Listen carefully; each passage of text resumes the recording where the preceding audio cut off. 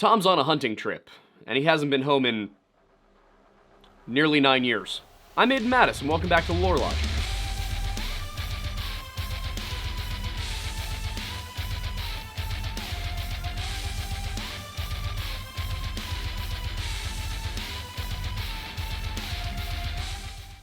Back in 2022, Aiden and I took a trip up to Brant Lake, New York, to take a look at the case of Tom Messick, and Tom was one of those missing 411 cases that really got me into the whole phenomenon. I heard about it through Mr. Ballin, and it kicked off this entire thing. This channel probably does not exist without me hearing about the Tom Messick case. And in the first year or so that we were making content, almost everything was part-time, outside of our day jobs, didn't have a ton of time to research it, all of that, but we did take a weekend over the summer to head up to Brant Lake, which is in Warren County, New York. It's a little northwest of Albany.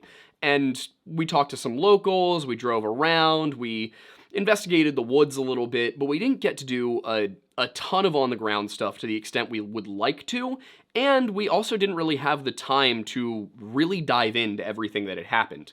And in the last couple of years, as I've spoken to more people, as I've dug up some more resources, what I've come to feel about this case, and I think you'll understand as we go through it, but what I've come to feel about this case is that it really is one of the inexplicable ones, even if on its face it feels like it should be so simple.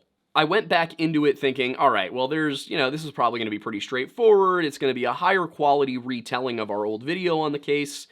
And it's not, because as I was going back through, it reminded me, oh yeah, there are a few missing 411 cases that aren't just mysterious on the surface. There are several that you really drill down into them, and they make no sense at all.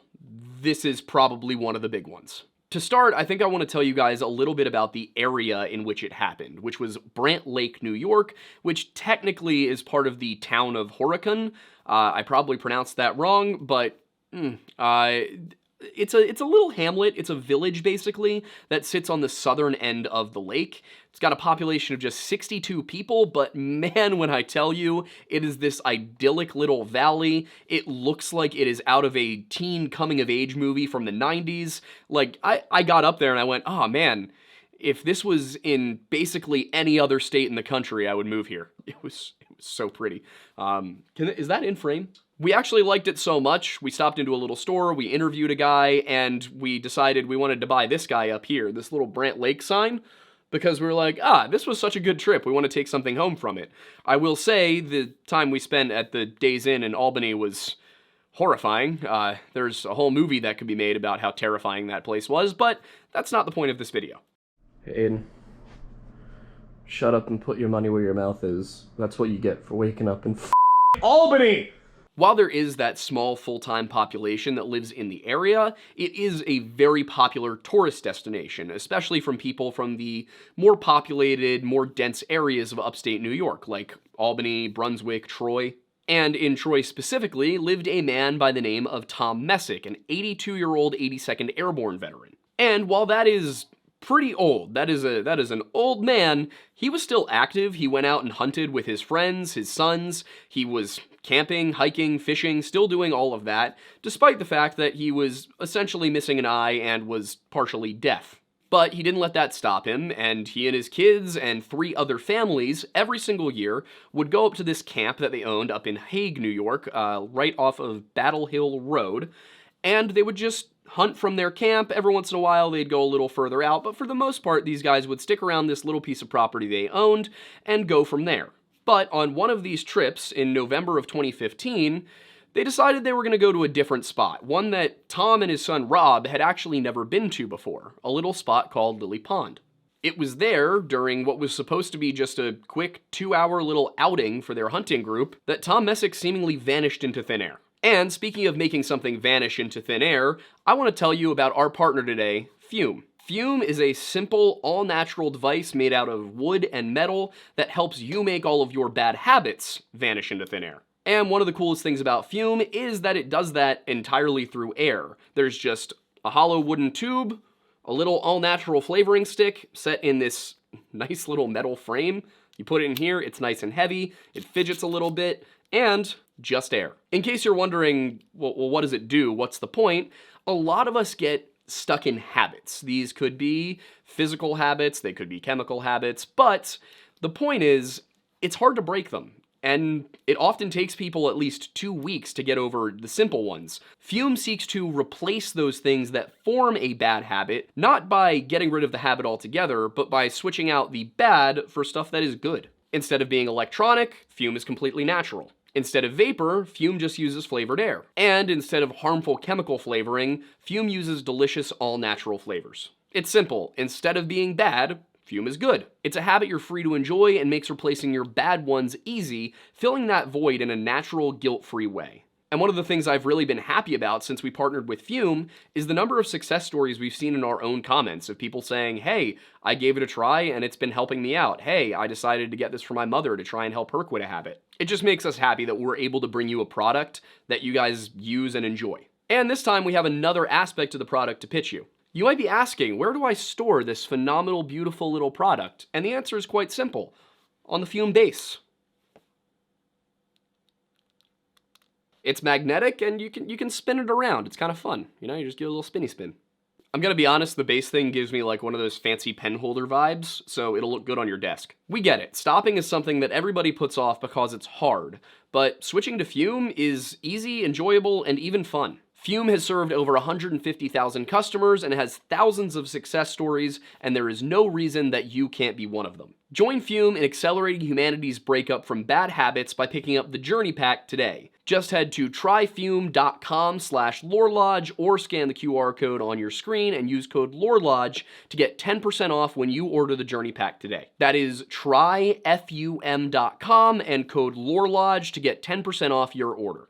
And speaking of habits, one thing that we have made a habit of here at the Lore Lodge is including little regional history segments with all of our videos. We understand that history isn't everybody's thing, and maybe you're not interested in that, you're just here for the mystery. So if you're not interested in hearing about the Mohawk, it's fine to go ahead and skip to the next chapter of the video, nobody's gonna judge you. Like, honestly, nobody will even know. But if you are interested in learning about the Mohawk, and really the entire Five Nations Confederacy itself, then stick around. I guess a good place to start would be to say that Iroquois defines both a cultural group and a linguistic group. The Iroquoian languages are part of one of the world's primary language families. That means they're like Indo-European or Afro-Asiatic. There's not a larger known linguistic family involved here. The Mohawk were an Iroquoian-speaking group that lived in what is now eastern upstate New York, with their border kind of being around the same spot where the New York-Vermont border is today. Considered a primary language family, the Iroquoian languages were spoken across a swath of the northeastern United States, parts of French Canada, and a couple of pockets down in the American South. And while the term Iroquois typically brings to mind tribes like the Seneca, Cayuga, Oneida, Onondaga, or of course the Mohawk, that's just the tribes that were known to the Europeans as the Five Nations Confederacy. In addition to that confederation, known in their language as the Haudenosaunee, or People of the Long House, there were a bunch of other Iroquoian-speaking tribes and confederacies. For example, in the central woodlands of Pennsylvania lived the Susquehannock, while around the Great Lakes lived the Erie and the Huron. In the American South, the Cherokee held portions of western North Carolina and eastern Kentucky, while their Tuscarora cousins held territory in the eastern portion of the state and parts of southern Virginia. Among the Haudenosaunee, the Mohawk were known as the Guardians of the East, charged with maintaining the border between the Iroquoian-speaking Confederation and the various Algonquin tribes that surrounded them, such as the Mohicans. But in order to understand the Mohicans themselves, you kind of need to have the broader context of that Five Nations Confederacy and really where the Iroquois came from, because they're an anomaly in the Northeast. Their language doesn't really closely match with the ones surrounding it, which are primarily Algonquin. And historically, the way we've understood things is that the Algonquin moved west. They started on the eastern coast of the United States and Canada, and then they moved to the interior. But they don't seem to have encountered the Iroquois along the way, according to their migration stories. And of course, that leads to the question of, were the Iroquois even there during the Algonquin migrations? And the thing is, the exact origin of the Iroquois peoples is pretty unclear, and it's not totally understood. Some modern scholastic theories have placed their origin on the St. Lawrence River near Montreal, while some of their oral traditions, their own storytelling, tells of a migration coming from the west. It did seem odd to me that a completely different linguistic group would have originated around Montreal and not been mentioned by any of the groups around them prior to around the 15th century. So I decided to go and look, well, what did they say? Where do they say they came from? Ray Fadden, also known as Tejana Torrens, told an account of the Iroquois migration story as it was given to him by a Tuscarora elder through a traditional Iroquois beaded belt, and I decided to take a look at that one as a version of the story to consider. The belt was created in 1958, but the elder who passed down the story was born back in the 1800s. Now, Tejana Torrens, Ray Fadden, was actually a European American. He was a white man, but he was married to a Mohawk woman. And over the course of his life, he became very involved in Native American historical and traditional preservation. He was actually made a member of the tribe, and upon his death, the Mohawk lobbied to have him granted the full honors of being an Iroquois member. His family even founded a museum that was a museum of the history of the Six Nations. But real quick, in 1722, it became the Six Nations when they added the Tuscarora. Now, according to his account, the story of the Iroquois began many, many years ago in the land where the buffalo roamed, at which time they lived beside the Great River near the villages of the Wolf Nation. This is generally understood to mean that they originated in the Great Plains, that they lived along the Mississippi River, and that the Wolf Nation is the Pawnee. And according to the belt, the Pawnee were their friends and allies. It goes on to say that their territory was southwest of the Great Lakes, with the Rockies to the west, and their villages located at the outlet of the Big River. The version of this I saw online appeared to be an interpretation not given by Fadden. It appeared to be an interpretation from a university that suggested Big River and Great River were both the Mississippi, but I'm not sure that I agree with that. The reason is that the outlet of the Mississippi is much further south than Pawnee territory. It's actually like New Orleans, it's Natchez territory. Historically, the Pawnee lived in what is now northern Kansas and Nebraska, so if we're talking about either the Illinois or the Missouri River being the big rivers that they lived on the outlet of, that makes a lot more sense as both empty into the Mississippi at St. Louis. It goes on, and for reasons unknown, the Iroquois packed up and left, migrating northeast until they came to their eventual point of settlement in New York. This also suggests to me that the Big River could have been the Illinois, because they could have followed it up to Lake Michigan, where Chicago now is, and then headed east, across what is now Michigan, reaching Ohio and then Pennsylvania. Alternatively, they may have followed the Mississippi to the Ohio, and then followed the Ohio northeast into Pennsylvania, and then up into New York. And all of this would happen before the year 1450 AD, because that is when the Five Nations Confederacy was founded. And while that story may seem far-fetched for a group that ended up in New York, there's actually a lot of good reasons to believe it. Around the year 1450 AD, the Mississippian cultures began to go into decline, and it's entirely possible that some of the Mississippian groups might have felt the pressure earlier, and a migration in the 1300s or 1400s would therefore make complete sense. The Iroquoian languages are another factor, as they're nothing like the Algonquin languages which surround them, yet some scholars have proposed a link between Iroquoian and Caddoan, the latter being the linguistic family of the Pawnee people.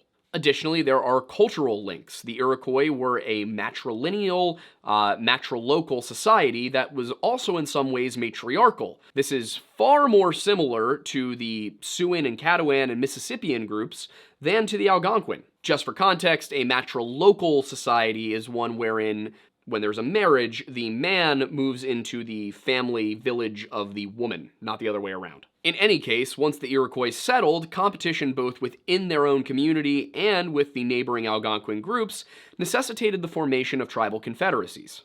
The Five Nations Confederacy formed at the behest of legendary leaders Hiawatha, Daganowida, and a matriarch by the name of Jigonese, who together crafted the Great Law of Peace. That peace, however, did not extend to non-members, with the new formed Five Nations Confederacy quickly gaining a numerical advantage over their rivals. And while the Five Nations did not have a responsibility to join together in warfare, they very frequently did.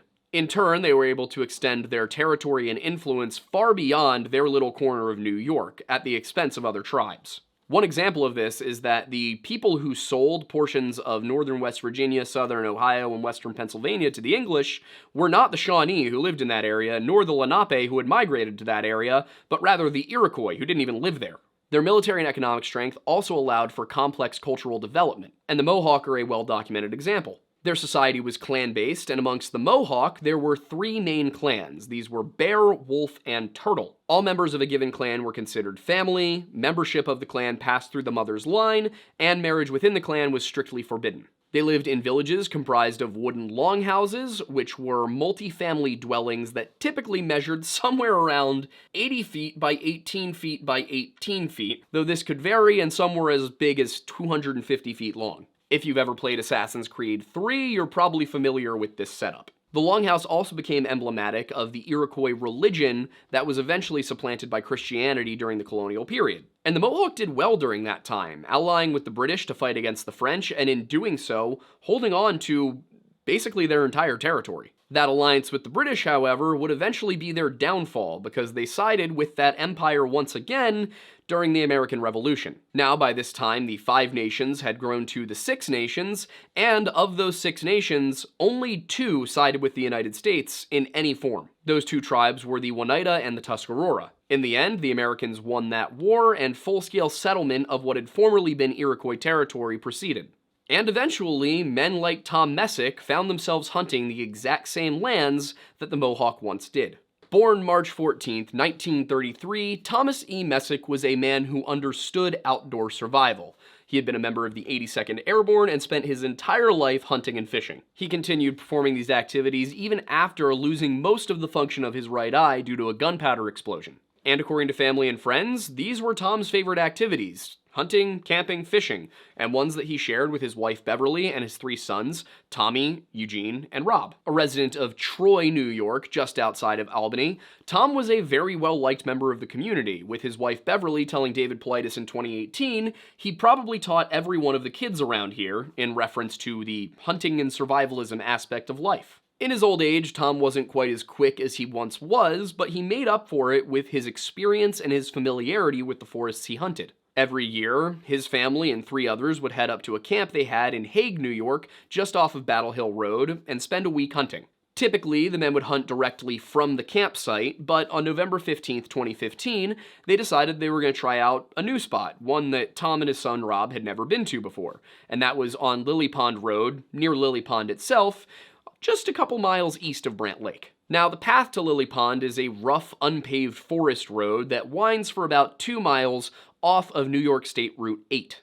And the way that they planned to do this hunt was it was going to be a rather quick one, and it was going to be a deer drive. So they were going to set up a line of watchers near the road, and then another group would go out into the woods, circle around, and push any deer they came across towards the watchers, who would then take the shot. Now, reports vary on exactly who was out there that day and whose role was what, with initial reporting saying that there were 6 men there, and that's from the Post-Star, a local newspaper. If the Post-Star is correct, and there were only 6 men out that day, then they were Al Rasmussen, Roland Gendron, Joe Capizzelli, Sid Sharp, and then Rob and Tom Messick. The Post-Star articles say that 2 men were assigned to be watchers, one of which would have been Tom, while the other 4 would have been going around to be the pushers. And the reason I mention that, and I phrase it the way I do, is that some of the accounts of those directly involved in the search and in the hunt itself differ from this, specifically those of one of the rangers and one of the hunters. In 2022, speaking to the Catskill Appalachian Research Company, New York State Forest Ranger Charles Kebrel said there were 4 watchers and that they were aligned near perpendicular to the road. He had the same total number of hunters as the Post-Star, but a different number of watchers. Sid Sharp, on the other hand, said that there were 7 people involved in the hunt, but did agree with Charles Kebrel that there were 4 watchers. Also, according to Sid, they had parked their trucks next to Lily Pond itself, and then the order of the watchers going up the road away from the trucks was as follows. Al was the first watcher, I was the second, then Joe Capizzelli, and then Tom. He also told David Paulides that it had been his idea to hunt Lily Pond Road, saying he had mentioned that we had state land up there, we agreed to hunt it, the road to Lily Pond. Now, Rob Messick did not give a number to David Paulides, or at least if he did, it was not included in the documentary, but he did contradict Ranger Kebrel's account. According to Rob, the watcher group was parallel, not perpendicular to the road. He also said that each man was only 30 to 40 yards into the forest at most, with 100-yard increments between them. Based on that, we would say that Tom was probably between 400 and 600 yards up the road away from Lily Pond, being the closest of all of them to Route 8. Rob Messick also told Politis that this was only intended to be a quick little 2-hour thing. They had already gotten out late in the day. It was around 1 p.m., so they agreed that they were going to meet back at the cars around 3 p.m. And of course, it is worth acknowledging that 1 p.m. is very late to start hunting. I was unable to find any information coming directly from the hunting group to explain why they went out so late in the day. It's possible that they had been hunting earlier as well and decided that this was going to be more of a just for fun kind of thing, but like I said, there's no knowing for sure because nobody said anything. And the thing is, as one might expect, they didn't come across any deer at 1 in the afternoon, but more oddly, they didn't come across any wildlife at 1 in the afternoon. No chipmunks, no squirrels, no small game, nothing. Just, according to everybody there, the forest was silent. And back in 2022, Aiden and I were up there, and we were in the woods, and I can say for sure the woods were not quiet. It wasn't, constant chattering like you were in the jungle, but you heard birds calling, you heard rustling around in the brush. It's not silent there. And yet, as far as everyone says, there was not a sound to be heard out there, except for one thing reported by Sid Sharp. And what Sid told David Politis was, I'd say it was probably 150 yards, something like that, up towards the top of the hill. I told the cops, but they just passed it off, He also said that he explicitly said that was not in Tom's direction, which means that Ranger Kebrel's account where he says that Tom was up the hill, like several hundred yards away from the road, has to be inaccurate. If what Kebrel was saying was true, then the sound came from precisely where Tom was. All of this would suggest that Rob's orientation, with them 30 to 40 yards into the woods parallel to the road, is correct while Kebrel's is off. Still, the question of exactly how many people were there remains unanswered because Sid says 7, but every single report that I could get my hands on that wasn't quoting Sid said 6, and I never came across a 7th name. Regardless, the group returned to the trucks around 3:30 p.m., all except for Tom, who should have just been 400 yards up the road. According to Rob, it was just one of those things where he should have been out by now, and then we went and started looking for him. And the first thing anybody did was call him over the radio because they all had walkie-talkies, so they figured, maybe he just lost track of time, or maybe he, went to go pee, something like that. Who knows, but he should answer his talkie. But there was no answer, so they tried the universal hunter in distress signal and fired 3 shots from their rifles. And that's the kind of thing that Tom should absolutely know meant either he's lost or someone else in the group is lost. But he didn't call over the radio, he didn't fire any shots of his own, so everyone decided, all right, somebody should go down and get one of the Rangers, and around 4:30 p.m., they reported Tom missing. The rest of the group continued looking until it got dark, at which point some of the guys headed back to camp, while Rob stayed to keep looking for his dad, honking the horn, flashing the lights, calling out. He also called his mom that evening and told her, "Dad's missing in the woods, but don't worry, we'll find him." When Beverly offered to drive out, Rob told her, No, don't come up, I'm sure we're gonna find him and I'll call you." But confident as Rob was, they didn't find him that night, and the next morning, a search began in earnest. And because at first everybody assumed that Tom had simply wandered off, gotten lost, maybe thought he saw or heard something, so the sheriff's department only assisted the search. Warren County sent their 13-man search and rescue team up to assist the New York Department of Environmental Conservation's forest rangers who were actually leading the search effort. That first day, which was Monday, November 16th, 2015, about 24 people comprised of the local state troopers, the Warren County Sheriff's Department, the New York State Forest Rangers, and members of Tom's camp all went out to search the forests. And they decided to start with the trails that crisscrossed the area, figuring that if Tom had wandered off, then at some point he should have come to one of these hiking trails and maybe followed it somewhere.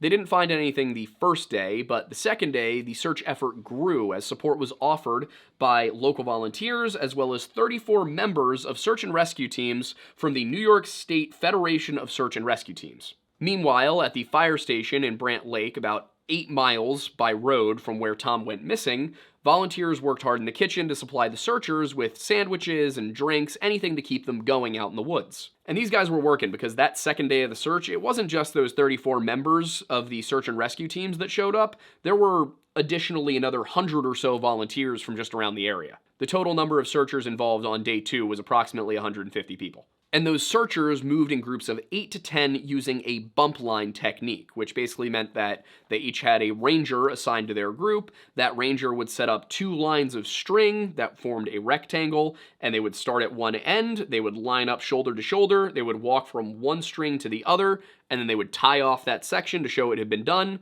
They would then go to the next sector, walk forward, tie off, turn, walk back, tie off, just for miles and miles and miles. But nestled amongst all the information about number of volunteers and search method and all of that is one very odd little detail, which is that the New York State Department of Homeland Security allegedly showed up to help with communication. There is no further information on this, and in fact, I'm curious if this was a misidentification, because later articles mention that the FBI was there, but don't say anything about Homeland Security. And that detail about the FBI comes on the 3rd day of the search, Wednesday. And in my opinion, this is probably the strangest aspect of the entire story, because the FBI does not show up for adult missing persons. It's not within their purview. That is solely the job of the local police or the sheriff's department or the state police. It's just not what the FBI does. They'll look at organized crime, they'll look at serial killers, they'll look at interstate crime, but one guy going missing in the woods while hunting is not FBI level, and especially not after just 3 days. Back in 2022, while we were preparing to go and shoot Into Thin Air, the story of Tom Messick, I called the FBI, and they said they'd get back to me, and then they didn't, so I called again, and they told me that because it was an open case, they couldn't comment at all. They couldn't tell me anything.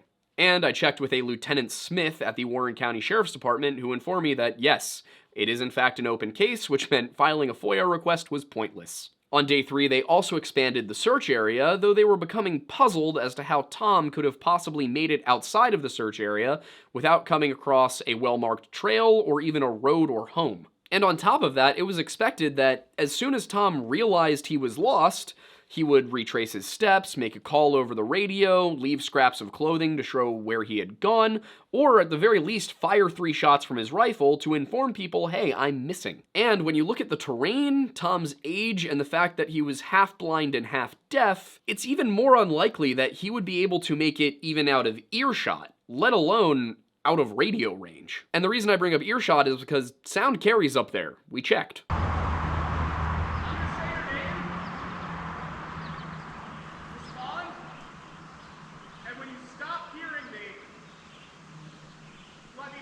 Okay.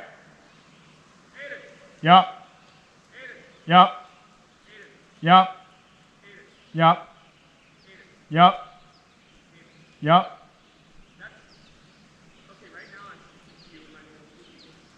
Yeah, I can hear you perfectly clear. Can you hear me? I can hear you. Yeah. By Thursday, the search and rescue effort had covered a full 4 square miles of forest in the Lily Pond area, but there was still no sign of Tom, even with assistance from National Guard helicopters. Still, searchers held out hope that they'd catch a glimpse of Tom's red and black plaid hat, his duck boots, or maybe some of the camo he'd been wearing. However, Tom had gone out there that day without water, bringing only his walkie-talkie, a Snickers bar, his .30-30 rifle, and a knife. All of this was of course complicated further by his history of heart problems. To that end, many worried that at this point in the search, 4 days in, they probably wouldn't find Tom alive. By the time Saturday arrived, the search effort had swelled to over 250 people, with volunteers assisting agents from the state police, Department of Environmental Conservation, Fire Department, and the Warren County Sheriff's Office, and possibly still the FBI, though they weren't mentioned by name here. Despite that massive number of people combing the woods, they still found nothing that weekend. Then, by Monday the 23rd, they had covered 7.3 square miles of territory and had received the assistance of 106 officers from the New York State Department of Corrections who were specifically trained to hunt down fugitives in the woods. There had actually been a couple of runaway prison inmates in the Brant Lake area earlier that summer, though one had been killed and the other apprehended long before Tom went missing. Dude tried to make it to Canada. He did not.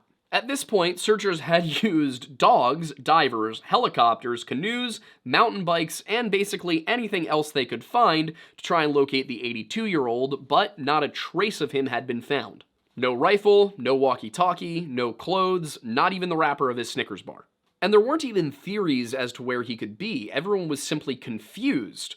The one thing that did come up was that a town supervisor by the name of Matt Simpson did note that there were a lot of old homesteads and mines back there. So maybe he fell into one of the mines. However, they'd brought in dogs, and the dogs didn't even pick up a scent, let alone track him to a mine. Although it had rained on Thursday, so it could be that the scent was just washed away. But then, on Tuesday, November 24th, another curveball hit the case. Another elderly man disappeared from his own 158-acre property on Burgoyne Road in Schuylerville, just 42 miles south of Lily Pond. Also, if I got Schuylerville wrong, I'm sorry. It could be Schuylerville, it could be Schuylerville. I know here the Schuylkill probably looks like it should be pronounced Schuykel, but we'll go with Schuylerville. How about that? The missing man was Fred Fritz Drum, a 60-year-old retired councilman and an avid hunter and outdoorsman. And he was reported missing at about 6 a.m. on Wednesday the 25th, approximately 20 hours after he was last seen by his wife, Ruth. Very few details about the circumstances under which he went missing and the search that transpired are available, but from what I can tell, it was generally similar to the level of effort that went into the Tom Messick search. From what little is online, I can say that, according to Ruth, she left for a grandparents' breakfast around 10 a.m. on Tuesday morning, and when she came home, Fred was gone. He hadn't taken his cell phone, and his car was still in the driveway. As to why she waited until 6 a.m. the next morning to report him missing, there's no way of telling. It could be that she thought that you had to wait a certain period of time because police departments have frequently told people that in the past. Who knows?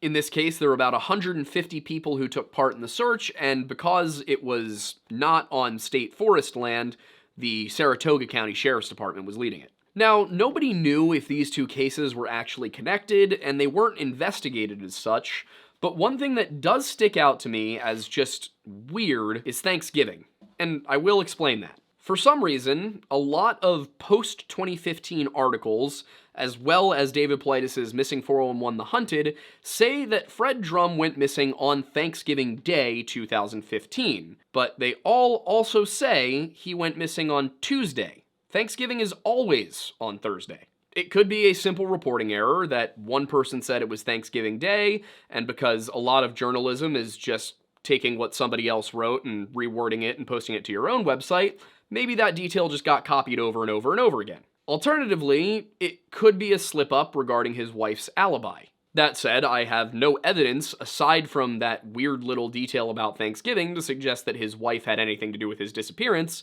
so I'm not going to accuse an old woman of doing something. Either way, on the actual day of Thanksgiving, the search for Fred Drum was winding up, while the search for Tom Messick was winding down. The Messick family had asked most of the searchers and agents involved with the case to go home and spend the holiday with their families, while they kind of came to grips with the likelihood that Tom was not coming home. Searches did continue for both men, but the Tom Messick search was wound down to just a few rangers and a smattering of volunteers by the 30th of November. Since then, the search for Tom has been ongoing, but in a much more informal way. Every once in a while, they'll send rangers out to patrol the forest, they will put out calls for information, and on a couple of occasions, they brought out cadaver dogs to search the area. Now, cadaver dogs, when properly trained, are good. They can smell bodies from a couple of miles away, and they can smell bodies under, feet of dirt or water. But to this day, neither man has been found, and in the near decade that has followed their disappearance, a number of theories have arisen. These theories range from alien abductions or Bigfoot attacks to Tom getting lost, to one suggestion that he was never there in the first place. That last idea was actually pitched to us by a Brant Lake resident and business owner whose name was Rich. Rich was very familiar with the area, having hunted and fished at Lily Pond and the surrounding woods, and in his opinion, if Tom was out there, he would have absolutely turned up somewhere. Part of his reasoning was Tom's expertise, as a man of Tom's knowledge should have left a trail or sought help, rather than just wandering completely aimlessly. Rich also informed us of another possibility related to an old sawmill in the area. He said that it had closed some 70 years back, and that it left behind a huge sawdust pile covered in decades of foliage and loose soil, and had Tom wandered over top of it, he could have easily just plummeted into what was essentially a sinkhole. But from what I can tell, the sawmill was on the southern end of Brant Lake, and Lily Pond is toward the northeast end. So I don't think that the sawdust pile is a workable option here. Looking back at the idea that Tom had never been there in the first place, I have to ask the question, why lie about it then? The only thing that comes to mind is that somebody involved here conspired to end Tom's life and make it look like he had just gotten lost in the woods. This would require a lot of lies from a lot of people, so I decided to go back and look at, the demeanor and what was actually said. Did these people look remorseful? Did they look, guilty? Did they say anything that contradicted one another? When Rob Messick was talking to David Paulides about his father back in 2018, in my opinion, watching him on screen, he seemed wistful and spoke of his father fondly. And while he did appear calm, it seemed more like he was just at peace with the situation and had accepted that his father was gone. Basically, he was subdued, but not in a way that suggested dishonesty. Tom's wife, Beverly, came across to me as loving, describing Tom as a very good husband, very good father, and I don't think you would find anybody who ever met him who didn't like him. She also made a point of mentioning how their yellow lab sits by the window every day waiting for Tom to come home. Now, Sid was certainly very gruff and matter-of-fact, but he seemed like he was fondly remembering his good friend. It didn't seem like he was angry with Tom, that he was guilty about Tom, just he was an old guy who wasn't super emotional, but, he missed the guy. And his story matched Rob's story, at least so far as the parts David Paulides shared go. And the reason I say that is because later in Missing 411 The Hunted, David Paulides goes and takes a look at the case of Aaron Hedges, and I have confirmed, speaking with the sheriff's department out there, that he left some stuff out of the interviews. In addition to that, I found no evidence that there were any insurance policies or claims associated with Tom's death, and while the guy was by no means poor, nobody really stood to gain from his death. So, since everyone seemed to love the guy and nobody stood to gain from his passing, it seems unlikely to me that he was killed somewhere else and then this story concocted to convince everybody he had just wandered off. Additionally, both Al Rasmussen and Roland Gendron said that they were there with Tom that day, so that's two more people corroborating that Tom was there. And that brings us to the next possibility. I've wondered if Tom, half-blind, half-deaf, 82 years old and growing more frail with each passing year, wanted to go out on his own terms. Maybe he planned a trip with his family and friends to go one last time and die doing what he loved. If this was his plan, it doesn't seem like he would have told many people about it, though. We can kind of ascertain that from the statements made by people who knew Tom and were there with him that weekend. For example, Roland Gendron told North Country Public Radio it was a good day and something went wrong, elaborating he wasn't supposed to travel that far. He was supposed to go into the woods and sit. This was in November of 2015, just before Thanksgiving, and at that time, like many others, he believed that Tom had simply wandered off and gotten lost. After that, he said, haven't seen him since, no idea where he disappeared to, it's devastating. Also, along with Tom, was Al Rasmussen, who said he spent the first 5 days searching, but then his knees and his back just hurt too much, because these are old guys, so he had to go back and he decided that the best way he could help out was cooking in the kitchen. That doesn't sound to me like somebody who thought his best friend had just gone off to end himself. As for Rob Messick, he was one of the pushers, drivers, likely with Gendron, who's the only one not mentioned along the Watcher line. He was one of the last people to stop searching, and while it's possible that he did know and he was keeping up appearances, I have no real reason to believe that he would be covering it up. The only one of them who stood out at all to me was Sid, who didn't seem like he felt remotely guilty about being the person who suggested Lily Pond that day. In addition, Sid went back to the camp that night. He didn't stay overnight to help Rob look, which would make sense if he knew that Tom wasn't intending to come back. It could be that Tom confided his wishes to Sid, but felt that if he suggested they go out to Lily Pond, people might get suspicious after he disappeared, so Sid made the suggestion, they went out, and Tom did what Tom did. The big problem with this theory is that if that is what happened, if Tom did die in those woods, he should have been found by searchers or cadaver dogs. And if not that, it's still a popular tourist area. You would think that somebody would come across his remains eventually. So, if Tom was there, and neither he nor his friends ended his life, what happened? I think the FBI's involvement is an incredibly important detail here, because we've only ever come across FBI involvement in an adult missing persons case one other time, and that was the disappearance and accidental drowning of Dakota James in 2017 in Pittsburgh. And according to all the reports I could find, when Beverly Messick asked the FBI why they were there, they told her, and this is her quote, "Something wasn't right with his case, but we don't know what." They wouldn't tell her anything else. If the FBI was involved, it means that they must have thought that whatever happened to Tom, he wasn't just simply lost. He didn't just go missing. He also wasn't a victim of simple crime like murder or kidnapping. They had to believe that this was organized, serial, or interstate crime. Now, Vermont is just 14 miles east of Lily Pond and Brant Lake, or about 36 and a half if you drive up past Ticonderoga, so interstate is an option. But why that would be their assumption, hard to say, because I couldn't find any related crimes in Vermont in that time period. But because illegal grows, moonshine stills, meth labs, all of those can comprise both organized and interstate crime, they kind of have to be considered. The problem I have with that angle is purely how fast the FBI showed up. They were there by day 3 when nobody had suggested it was foul play yet. In order for them to be on the scene so quickly, you'd think that they would have had reason to be monitoring the area for missing persons cases. The question is why? And there may be an answer more related to the Adirondack area than the whole interstate crime aspect. And I say that because in June of 2007, Irene Horn went missing from West Canada Lake Wilderness, about 35 miles west of Brant Lake. She has never been found. In June of 2006, Jack Colony vanished in Moose River Plains Wild Forest, about 50 miles west of Brant Lake. He was 46 and has never been found. In April of 2006, George LaForest went missing from a fishing site along Cedar River, 30 or so miles west of Brant Lake. He was 45 and has never been found. In October of 1993, Thomas Carlton failed to return from a hike in the High Peaks Wilderness, some 37 miles west of Brant Lake. He was 44 and has never been found. Also, throughout the 1970s, another 3 people disappeared completely in the Adirondacks. Question is, does any of that matter? Does it suggest a serial killer? And I ask that because serial killers tend to have a victim profile. So we have to look at the victims. Did they have anything in common? Did they have differences?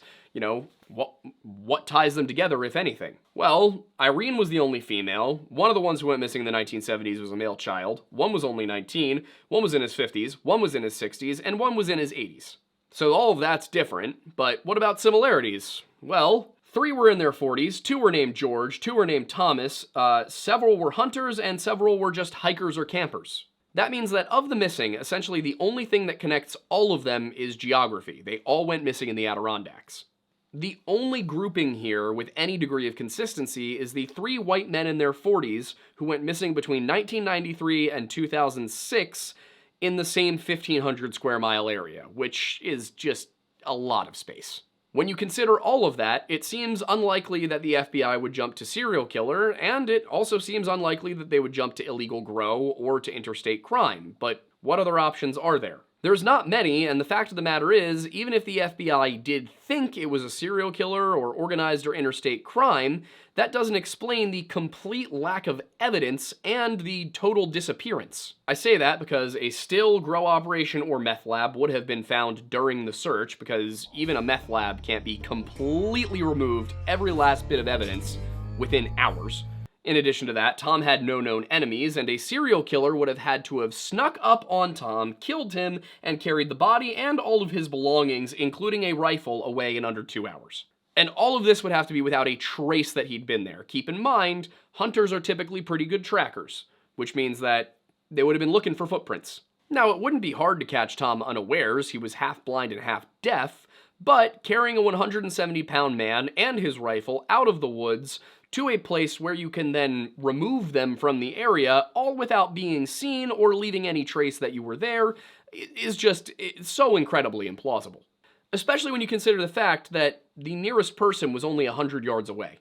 And that's not even contending with how or why they chose to target Tom, who had never been to the Lily Pond area before, and as far as anybody can tell, nobody knew they were going there that day except them.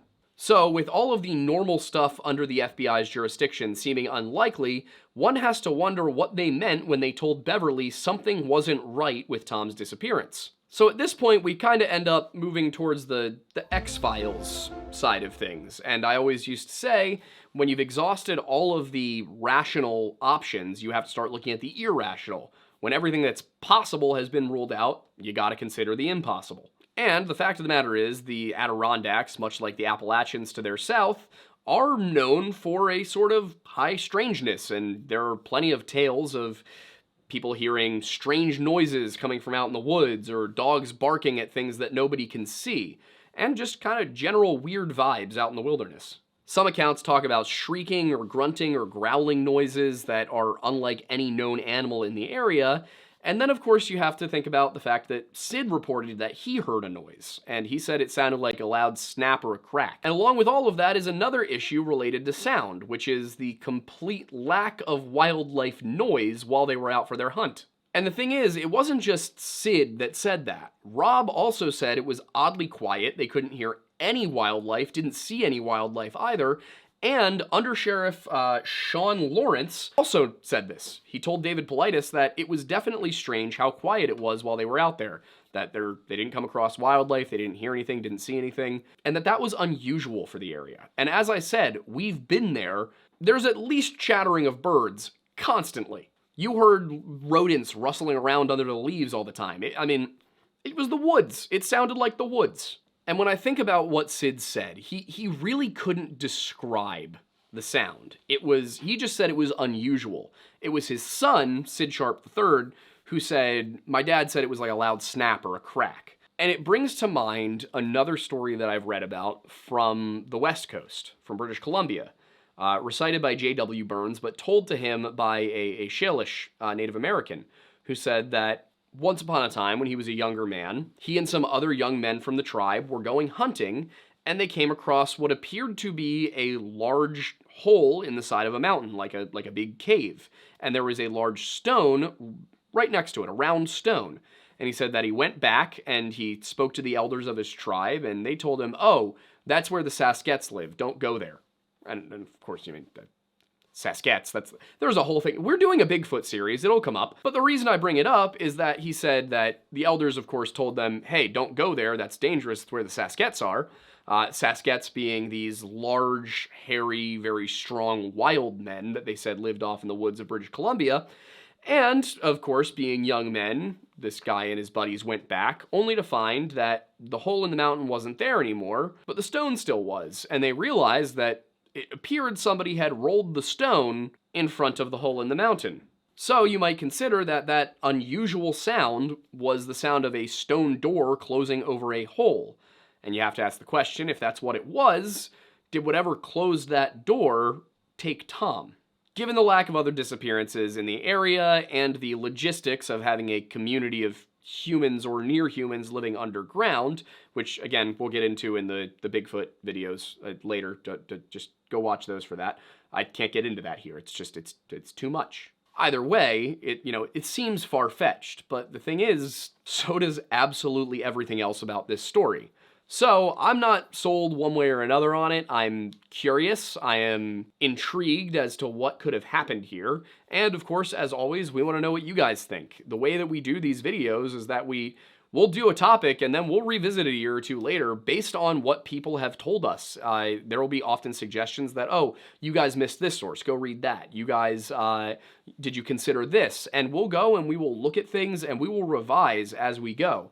We've done 2 videos on almost every missing 411 case that we've covered, because the first one was, not great. It just wasn't well researched, and people helped us to find the right sources and to do a better job. So if you've got ideas, questions, comments, suggestions, please let us know in the comments below. And if you want to support what we're doing here at the Lore Lodge, you can subscribe to our Patreon for just $1 a month, or you can subscribe here on YouTube for $5 a month. There are higher Patreon tiers, and they get you stuff like mugs. But we're only asking for $1. I would also highly recommend joining our Discord. That is the easiest way, the fastest way to get updates on everything that we're doing, to interact with the community, and to get maybe, some time to chat with us, because we do pop in there now and then. You can get there by going to https://bit.ly/join the lodge, or you can probably just ask somebody to post the Discord link here. We also have other channels you can check out. The Weird Bible is returning very soon. In fact, if you're catching this premiere, good news.